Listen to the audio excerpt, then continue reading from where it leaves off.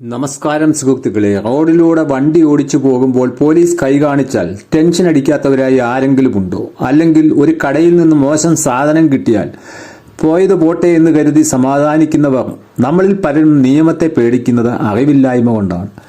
യഥാർത്ഥത്തിൽ നിയമം നമ്മളെ സംരക്ഷിക്കാനാണ് ഇന്ന് നമ്മൾ സംസാരിക്കുന്നത്. സാധാരണക്കാരായ ഓരോരുത്തരും അറിഞ്ഞിരിക്കേണ്ട നിങ്ങളുടെ ജീവിതത്തിൽ എന്നെങ്കിലും ഉപകരിക്കാൻ സാധ്യതയുള്ള രണ്ട് പ്രധാനപ്പെട്ട നിയമങ്ങളെക്കുറിച്ചാണ്. Welcome to my channel. വണ്ടി തടഞ്ഞാൽ നിങ്ങളുടെ അവകാശങ്ങൾ. വാഹനം തടയുമ്പോൾ നിങ്ങൾ അറിഞ്ഞിരിക്കേണ്ട 5 കാര്യങ്ങൾ. 1. യൂണിഫോമും നെയിം ബാഡ്ജും നിർബന്ധം. നിങ്ങളുടെ വാഹനം തടയുന്ന ഉദ്യോഗസ്ഥർ നിർബന്ധമായും ഔദ്യോഗിക യൂണിഫോമിൽ ആയിരിക്കണം. യൂണിഫോമിൽ അദ്ദേഹത്തിന്റെ പേരും പദവിയും വ്യക്തമാകുന്ന നെയിം ബാഡ്ജ് ഉണ്ടായിരിക്കണം. സിവിൽ ഡ്രസ്സിൽ നിൽക്കുന്ന ഒരാൾക്ക് നിങ്ങളുടെ വണ്ടി തടയാനോ രേഖകൾ പരിശോധിക്കാനോ അധികാരമില്ല. അപൂർവമായ സ്പെഷ്യൽ ഇൻവെസ്റ്റിഗേഷൻ സാഹചര്യങ്ങൾ ഒഴികെ. രണ്ടാമതായി, രേഖകൾ കാണിച്ചാൽ മതി, കൈമാറണ്ട. 2019 മോട്ടോർ വാഹന നിയമ ഭേദഗതി പ്രകാരം നിങ്ങളുടെ ഒറിജിനൽ രേഖകൾ RC, DL, ഇൻഷുറൻസ്, PUC പോലീസുകാരുടെ കയ്യിൽ കൊടുക്കണമെന്ന് നിർബന്ധമില്ല.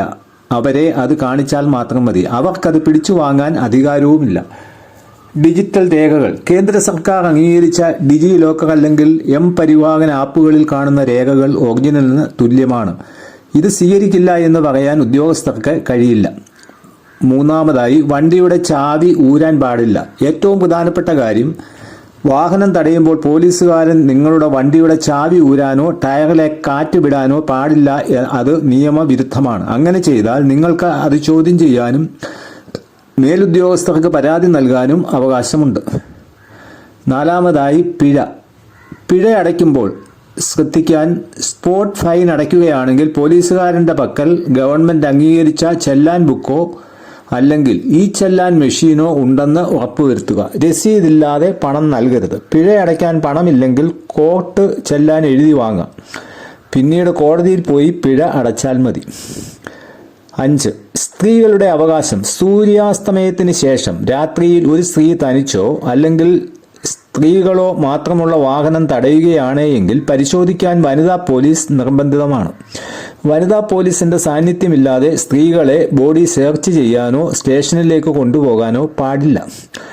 സുഹൃത്തുക്കളെ, പോലീസ് വണ്ടി തടഞ്ഞാൽ ആദ്യം ചെയ്യേണ്ടത് ശാന്തനായി വണ്ടി സൈഡിലേക്ക് ഒതുക്കി നിർത്തുക എന്നുള്ളതാണ്. അവരോട് മാന്യമായി സംസാരിക്കുക. നിങ്ങൾ നിയമം ലംഘിച്ചിട്ടില്ല എങ്കിൽ പേടിക്കേണ്ട കാര്യമില്ല. അവർ മോശമായി പെരുമാറുകയാണ് എങ്കിൽ നിങ്ങൾക്കത് മൊബൈൽ വീഡിയോ റെക്കോർഡ് ചെയ്യാനും അവകാശമുണ്ട്.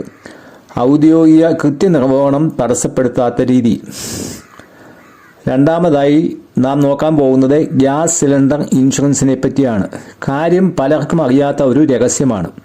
നിങ്ങളുടെ വീട്ടിലെ ഗ്യാസ് സിലിണ്ടർ പൊട്ടിത്തെറിച്ചോ ഗ്യാസ് ചോർന്നോ ഒരു അപകടമുണ്ടായാൽ ആ കണക്ഷനുള്ള വ്യക്തിക്ക് 40 ലക്ഷം മുതൽ 50 ലക്ഷം രൂപ വരെ ഇൻഷുറൻസ് പരിരക്ഷ ലഭിക്കാൻ അർഹതയുണ്ട്. ഇവിടെ ശ്രദ്ധിക്കാൻ, ഇതിനായി നമ്മൾ പ്രത്യേകം പ്രീമിയം അടയ്ക്കേണ്ടതില്ല. അപകടം നടന്നാൽ ഉടൻ തന്നെ ലോക്കൽ പോലീസ് സ്റ്റേഷനിലും ഗ്യാസ് ഏജൻസിയിലും വിവരം അറിയിക്കണം. ക്ലെയിം ലഭിക്കാൻ ഇത് നിർബന്ധമാണ്. Gas cylinder insurance. നിങ്ങൾ അറിഞ്ഞിരിക്കേണ്ട വസ്തുതകൾ. ആർക്കെല്ലാം ഈ ഇൻഷുറൻസ് ലഭിക്കും? ഭാരത് ഗ്യാസ്, ഇൻഡെയിൻ, HP എന്നിങ്ങനെ ഏത് കമ്പനിയുടെ കണക്ഷൻ ഉള്ളവർക്കും ഈ ഇൻഷുറൻസ് പരിരക്ഷയുണ്ട്. ഇതിനായി ഉപഭോക്താവ് പ്രത്യേകം പണം അടയ്ക്കുകയോ അപേക്ഷ നൽകുകയോ വേണ്ടതില്ല. നിങ്ങളൊരു LPG കണക്ഷൻ എടുക്കുമ്പോൾ തന്നെ ഇതിൽ ഉൾപ്പെടുന്നു. ഇതിനെ പബ്ലിക് ലയബിലിറ്റി പോളിസി എന്നാണ് വിളിക്കുന്നത്. ഇനി എത്ര തുക ലഭിക്കും? അപകടത്തിന്റെ വ്യാപ്തി അനുസരിച്ച് തുകയിൽ മാറ്റം വരും. മരണം സംഭവിച്ചാൽ ഒരാൾക്ക് 6 ലക്ഷം രൂപ വരെ ലഭിക്കും. ചികിത്സാ സഹായം. അപകടത്തിൽ പരിക്കേറ്റവർക്ക് ചികിത്സയ്ക്കായി ഒരാൾക്ക് 2 ലക്ഷം രൂപ വരെയും ഒരു അപകടത്തിന് 30 ലക്ഷം രൂപ വരെയും ലഭിക്കും. വസ്തുവകകളുടെ നാശനഷ്ടം. സിലിണ്ടർ പൊട്ടിത്തെറിച്ച് വീടിനോ വസ്തുവകകൾക്കോ നാശം സംഭവിച്ചാൽ 2 ലക്ഷം രൂപ വരെ ലഭിക്കും.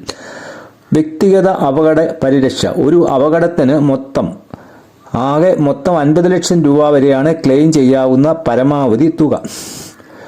ക്ലെയിം ലഭിക്കാൻ ചെയ്യേണ്ട കാര്യങ്ങൾ. അപകടം നടന്നാൽ ഉടൻ തന്നെ ഈ കാര്യങ്ങൾ നിങ്ങൾ ചെയ്തിരിക്കണം, അല്ലെങ്കിൽ ഇൻഷുറൻസ് ലഭിക്കില്ല. Police report. ആദ്യം ചെയ്യേണ്ടത് പോലീസ് റിപ്പോർട്ട്. അപകടം നടന്നാലുടൻ അടുത്തുള്ള പോലീസ് സ്റ്റേഷനിൽ വിവരം അറിയിക്കുകയും FIR രജിസ്റ്റർ ചെയ്യുകയും വേണം. രണ്ടാമതായി ഗ്യാസ് ഏജൻസിയെ അറിയിക്കണം. നിങ്ങളുടെ ഗ്യാസ് വിതരണക്കാരെ ഉടൻ തന്നെ രേഖാമൂലം വിവരം അറിയിക്കണം. അവർ ഇൻഷുറൻസ് കമ്പനിയെ വിവരം അറിയിക്കും. അടുത്തതായി രേഖകൾ സൂക്ഷിക്കുക. മെഡിക്കൽ ബില്ലുകൾ, മരണ സർട്ടിഫിക്കറ്റ് ഉണ്ടെങ്കിൽ അത്, പോസ്റ്റ്മോർട്ടം റിപ്പോർട്ട്, പോലീസ് റിപ്പോർട്ട് എന്നിവ കൃത്യമായി സൂക്ഷിക്കണം. ഇൻഷുറൻസ് നിഷേധിക്കപ്പെടാൻ സാധ്യതയുള്ള സാഹചര്യങ്ങൾ. നിങ്ങൾ ഉപയോഗിക്കുന്ന റെഗുലേറ്ററോ ട്യൂബോ ISI മാർക്കുള്ളത് കമ്പനി അംഗീകരിച്ചത് അല്ലെങ്കിൽ നിങ്ങൾക്ക് ഇൻഷുറൻസ് നിഷേധിക്കപ്പെടാൻ സാധ്യതയുണ്ട്. അതുപോലെ ഗ്യാസ് കണക്ഷൻ ഉള്ള സ്ഥലത്തല്ല ഈ അപകടം നടന്നത് എങ്കിൽ. മൂന്നാമതായി കൃത്യമായ കാലയളവിൽ സർവീസ് നടത്താത്ത സിലിണ്ടറുകൾ ആണെങ്കിൽ. സുഹൃത്തുക്കളെ, നമ്മൾ ഓരോ തവണ സിലിണ്ടർ ബുക്ക് ചെയ്യുമ്പോഴും ആ തുകയിൽ ഇൻഷുറൻസിന്റെ വിഹിതം കൂടി നമ്മൾ കയ്യിൽ നിന്നും വാങ്ങിക്കുന്നുണ്ട്. സുഹൃത്തുക്കളെ, നിയമം അറിഞ്ഞിരിക്കുന്നത് ഒരു വലിയ ആയുധം കൈവശം വെക്കുന്നത് പോലെയാണ്. ഈ വീഡിയോയിൽ പറഞ്ഞ കാര്യങ്ങൾ നിങ്ങൾക്ക് ഉപകാരപ്പെടുന്നുവെങ്കിൽ ലൈക്ക് ചെയ്യാനും മറക്കരുത്. നിങ്ങളുടെ ഒരു ഷെയർ വഴി ഒരുപക്ഷെ മറ്റൊരാൾക്ക് വലിയ സഹായം ലഭിച്ചേക്കാം. അതുകൊണ്ട് ഫാമിലി ഗ്രൂപ്പുകളിലേക്ക് ഈ അറിവ് ഷെയർ ചെയ്യുക. ഇതുപോലെ നിയമപരമായ അറിവുകൾക്കും ടിപ്പുകൾക്കുമായി നമ്മുടെ ചാനൽ ഇപ്പോൾ തന്നെ സബ്സ്ക്രൈബ് ചെയ്യുക. നിങ്ങളുടെ അഭിപ്രായങ്ങൾ കമൻ്റായി അറിയിക്കുമല്ലോ. അടുത്ത വീഡിയോയിൽ കാണാം. അപ്പോൾ സുഹൃത്തുക്കളെ, നമ്മൾ ഇന്ന് ചർച്ച ചെയ്ത ഈ 2 നിയമങ്ങളും ഓരോ സാധാരണക്കാരനും അറിഞ്ഞിരിക്കേണ്ട ഒന്നാണ്. നിയമം അറിഞ്ഞിരിക്കുന്നത് നിങ്ങളെ കൂടുതൽ ആത്മവിശ്വാസം ഉള്ളവരാക്കും, പ്രത്യേകിച്ച് ഗ്യാസ് സിലിണ്ടർ. ഈ വിവരങ്ങൾ നിങ്ങൾക്ക് ഉപകാരപ്പെട്ടുവെന്ന് കരുതുന്നു. വീഡിയോ ഇഷ്ടപ്പെട്ടാൽ ലൈക്ക് ചെയ്യുക. മറ്റൊരു വീഡിയോയുമായി വീണ്ടും കാണാം. താങ്ക്സ്.